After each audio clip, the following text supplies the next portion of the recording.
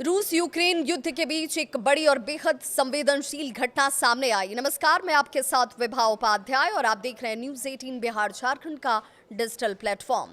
रूसी राष्ट्रपति Vladimir Putin के आधिकारिक आवास पर ड्रोन हमले का दावा किया गया। यह हमला ऐसे वक्त में हुआ जब अमेरिका में डोनाल्ड ट्रंप और यूक्रेन के राष्ट्रपति व्लादिमीर जेलेंस्की शांति वार्ता को लेकर बातचीत कर रहे थे।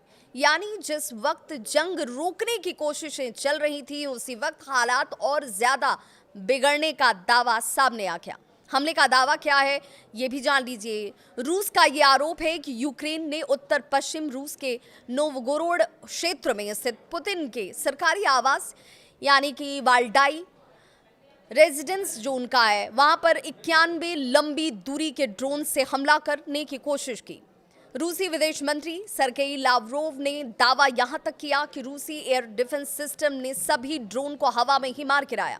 रूस के मुताबिक कोई नुकसान नहीं हुआ, कोई हताहत तक नहीं हुआ, लेकिन लावरोव ने इसे राज्य प्रायोजित आतंकवाद करार जरूर दे दिया और चेतावनी भी कि उसका जवाब करारा और जरूर दिया जाएगा।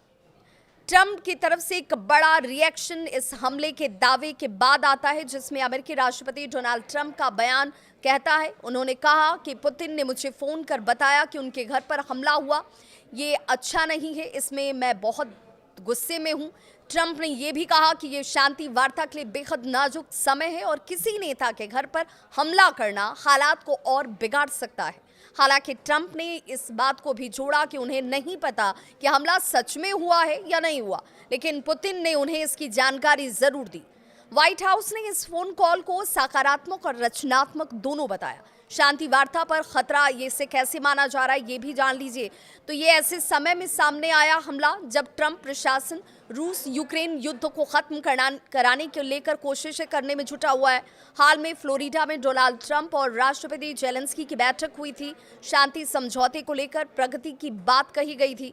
अब पुतिन के आवास पर हमले का दावा इन वार्ताओं को पटरी से उतार भी सकता है। ट्रंप ने साफ कहा कि ऐसी हरकतों से शांति वार्ता पर असर पड़ सकता है।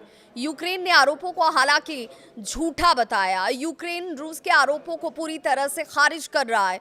राष्ट्रपति व्लादिमीर जेलेंस्की ने कहा कि ये पूरी तरह से झूठ और मनगढ़ंत कहानी है।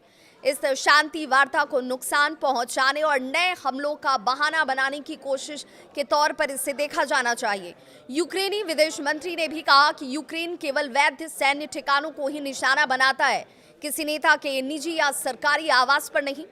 आगे क्या होगा ये भी जान लीजिए। तो रूस ने साफ किया कि वो फिलहाल शांति वार्ता से पीछे नहीं हटेगा, लेकिन अपनी स्थिति और सख्त जरूर कर सकता है।